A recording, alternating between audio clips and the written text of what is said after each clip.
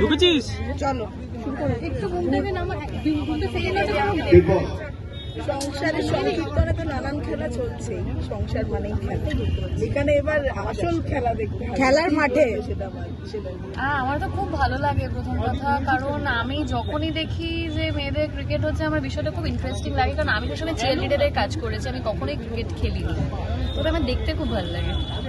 আমি ছোটবেলা থেকে অনেক খেলেছি এবং এত বছর ধরে আর কি মেয়েদের ক্রিকেট তো অনেক ইভলভ করেছে।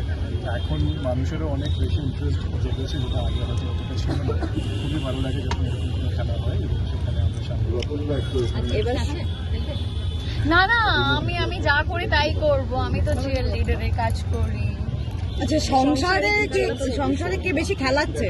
কে খেলাচ্ছে সংসারে? যে কে শ্বশুরমশাই বলছো? বাবা এবং তার সাথে শান্তি তো আছে, মানে আমাদের সংসারে শান্তি আছে কিন্তু শান্তি নেই, তো এটাই হচ্ছে গিয়ে মূলটাই।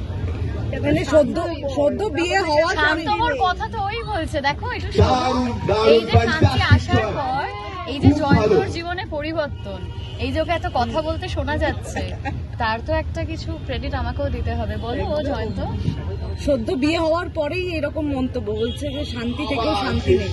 এটা ও বলবে, কেন বলছো? বলবো কারণ ব্যাপারটা হচ্ছে যে আমাদের তো এক পরিবার এবং সেখানে কিছু না কিছু একটা মানে কীর্তন লেগেই থাকে। সেখানে আমাদের যেমন কাকা আছে, সেখানে মদন আছে, সেখানে বিভিন্ন চরিত্র রয়েছে এবং সেখানে নানা মজার ঘটনা ঘটে, কিছু না কিছু একটা গণ্ডগোল ঘটতেই থাকে। এবং তার মাঝখানে অবভিয়াসলি জয়ন্ত এবং শান্তি নতুন বিয়ে করেছে। সব থেকে বড় কথা হলো যে আমি একেবারে বনেদি বাড়ির ঘটি এবং সাউথ কলকাতার বাঙাল মেয়ে, এর দুজনের মধ্যে নিজেদের যা বন্ডিং আছে কিন্তু বাড়ি কিছুতেই সে ব্যাপারটা আর কি ব্যালেন্স করে উঠতে পারছে। হ্যাঁ, মানে যা হয় আর কি, একটা সাউথ কলকাতার মেয়ে ওরকম মানে জয়েন্ট ফ্যামিলিতে গিয়ে পড়েছে, আর সব থেকে বড় কথা একজনকে চিনেই তো গেছি, এবার তাকে তো ব্যালেন্সটা করতে হবে, তাই না? বলো, নতুন সংসার, তুমি নতুন সংসারে গেছো, তাহলে অনেকটা, তাই না জয়ন্ত?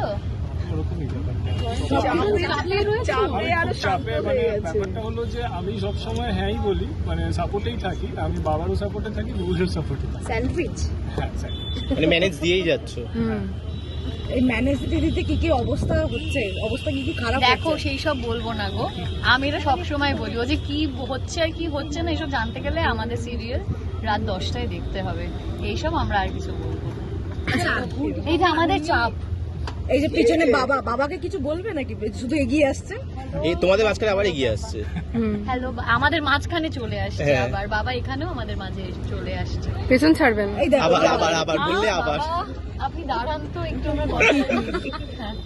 তার সাথে আমাদের দাদুও রয়েছে পরান্দা, এবং পরান্দা মানে এখানে আমাদের খুবই সাপোর্টে থাকেন আর কি গোটা গল্পের মধ্যে। সেটা তো একটা ফ্যাক্টরে বাবাকে নিউট্রালাইজ করবার জন্য। আচ্ছা, এইবার তো মানালি এতক্ষণ সামলাচ্ছে, এবার একটু এই তো আমি সামনে ধরে আছি, হ্যাঁ ঠিক আছে। ওইখানেও কিন্তু সামনে ধরে আছে, শান্তিকে ধরে আছে, কারণ নিজেকে ধরে আছে, বাবাকে সামলাও।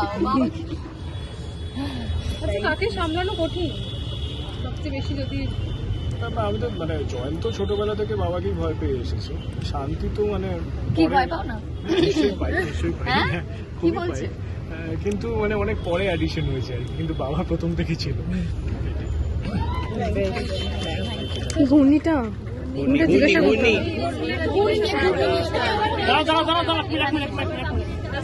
আচ্ছা আচ্ছা, ঘূর্ণির নতুন জার্নি শুরু হচ্ছে, তোমাদের তরফ থেকে কি বার্তা থাকবে? কেটিভি নামাম অল দ্য বেস্ট পুরো ঘূর্ণির টিমকে। অলরেডি আমরা প্রোমো দেখেছি, প্রোমো দেখে আমার কিন্তু ব্যক্তিগতভাবে মনে হয়েছে যে না, আমি অবশ্যই ঘূর্ণি দেখবো, কারণ কন্টেন্টটা খুবই ভালো, এবং অবশ্যই আমি জানতে চাই যে ঘূর্ণি যে এত ভালো ক্রিকেট খেলতো, সে কেন এখন ক্রিকেট খেলে না।